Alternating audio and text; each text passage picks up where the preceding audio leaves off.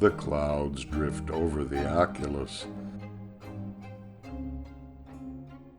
8 feet in diameter, the oculus crowns the apex of the dome of the Parthenon.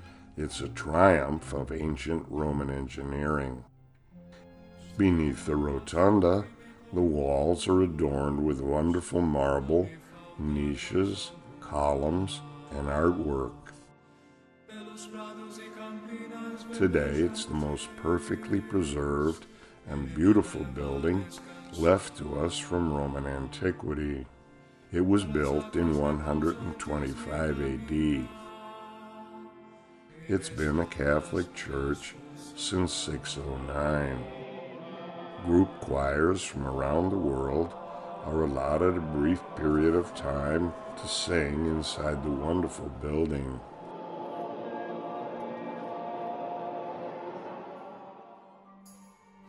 The Pantheon opens onto the Piazza della Rotunda. In front, it has a Greek-style portico with massive columns of Egyptian granite 40 feet tall. The Pantheon is one of the most singular and impressive buildings ever constructed. A few blocks from the Pantheon, you can find the colorful, spacious Piazza Navona, the most famous square in Rome.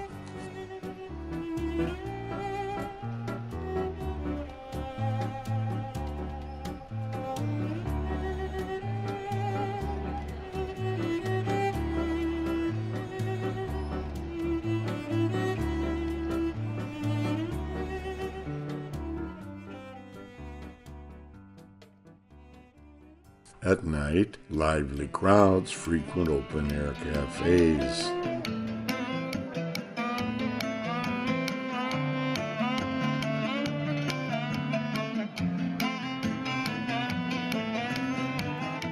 Street performers, artists, and musicians entertain both the locals and tourists alike. It's a great place to hang out. Just off the piazza, you can find small, quiet restaurants on the narrow streets of the old town. Non sei ancora pronto per capire, ma che comunque contano per dire chi siamo noi. Across the Via Veneto from our hotel, we ran across the Bone Church and Capuchin Crypt.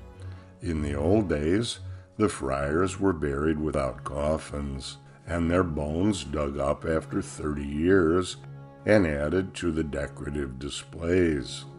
The pelvis room, skulls, legs and thigh bones. The skeletons of over 3,700 Capuchins make up the macabre compositions.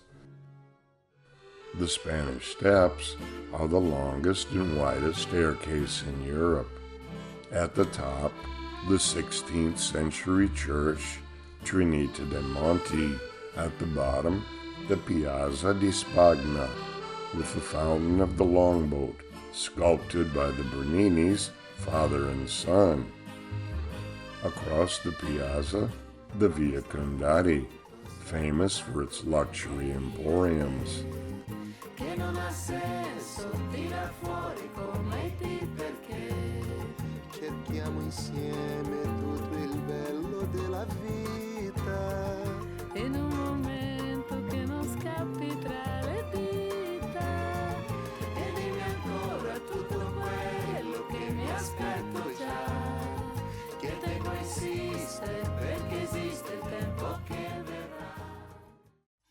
Often a sightseeing bus tour of the city. The monument to Vittorio Emanuele.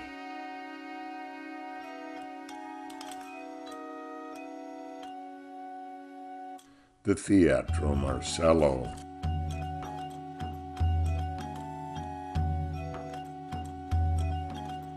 The Circus Maximus, Rome's chariot racetrack, constructed in the 6th century BC.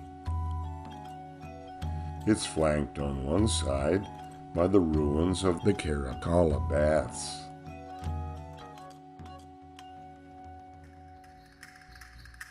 The Castel Sant'Angelo, originally a mausoleum for Hadrian. The Column of Marcus Aurelius. Trajan's Column. It's 100 feet tall, with an ascending spiral narrative of his victory in the Dacian Wars. The Arch of Constantine. The Temple of Hercules Victor, the oldest surviving marble building in Rome. There's plenty of restaurants.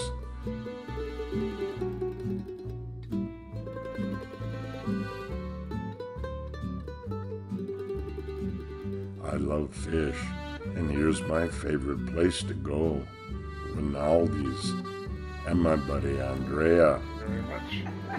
Okay. Here we have our fresh display of our fresh fish. Beautiful. Here we have a dorade, Yes. a sea bream, that's a little sea bass here. It's a mormora. That's a coccione or gallinella di mare, which we call also chicken of the sea. That's bigger sea basses, dorades, sea breams, red snappers, red sea breams, yeah. Then we have here the red mullet, turbot, and here a nice John Dory, yeah. That's our tiger shrimps, the local tiger shrimps, which are pink. That's very special ones. And this one here are our scampi. The scampi, it's our little lobsters, which are very, very beautiful tastes. All right, I'll have one of each, please. Yes! I'll take one of each. One of each.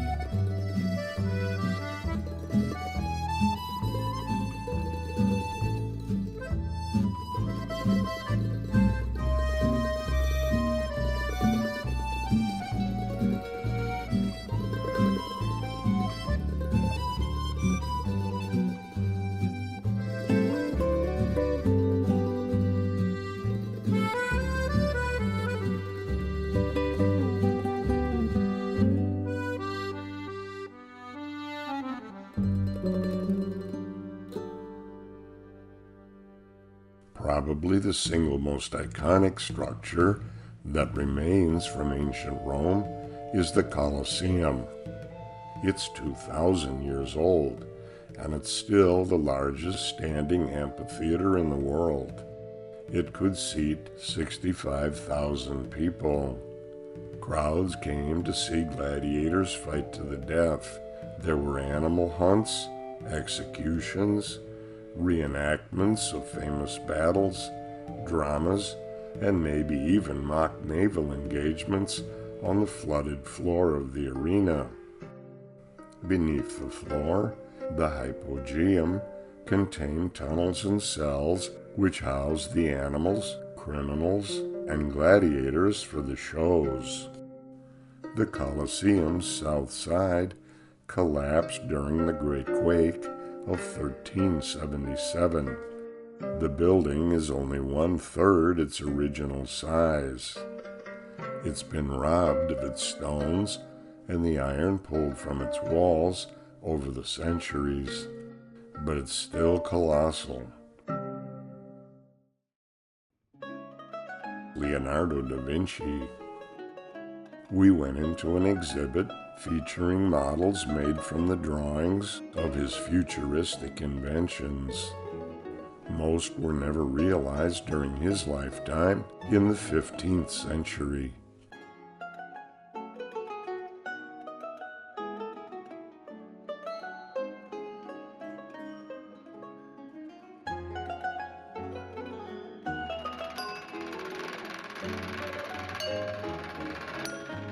The odometer.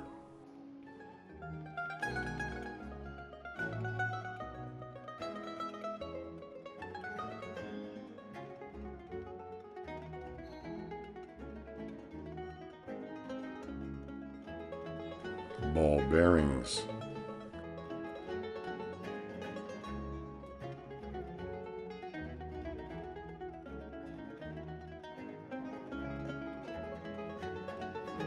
He painted as well. What a guy. It's de rigueur to go to the Vatican and St. Peter's Basilica when you visit Rome. The museum is a must-see. It's loaded with artwork, statues, and historical artifacts. It houses the largest collection of art in the world, from Egyptian to modern. So much to see, it's overwhelming.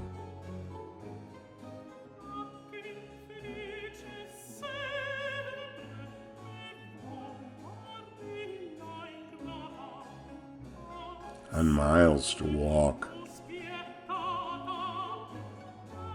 The basilica is huge, the largest in Christendom.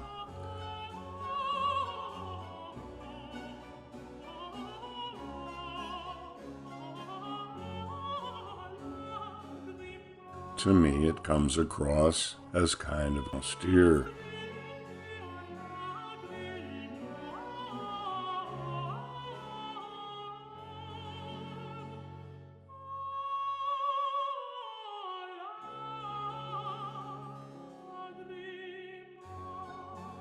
It does contain Michelangelo's masterpiece, the Pieta.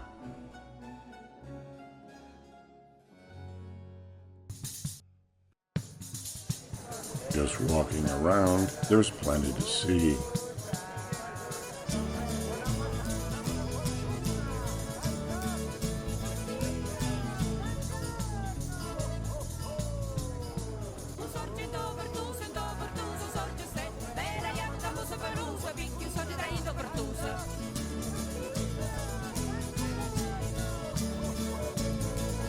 Buskers.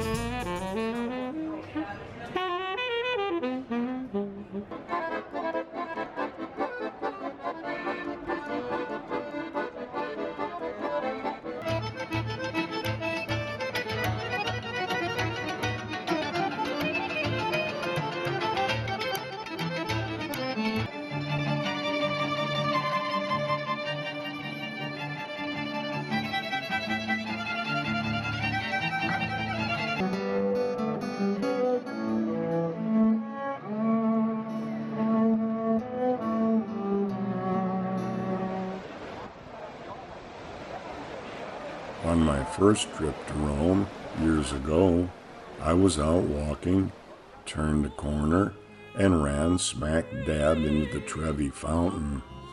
It's breathtaking. The entire sculpture is of white Carrara marble. The god Oceanus and his seashell chariot are at the center of the action. Misty vapors and the sound of cascading water fill the air. The whole fountain is 20 meters wide and 26 meters tall. Water flows from around the feet of the figures and tumbles in waterfalls down into a beautiful pool below. According to myth, if you go there with someone you hope to marry someday, you make that wish, throw 3 coins in the fountain, and it just might come true. It did for me. I love Rome.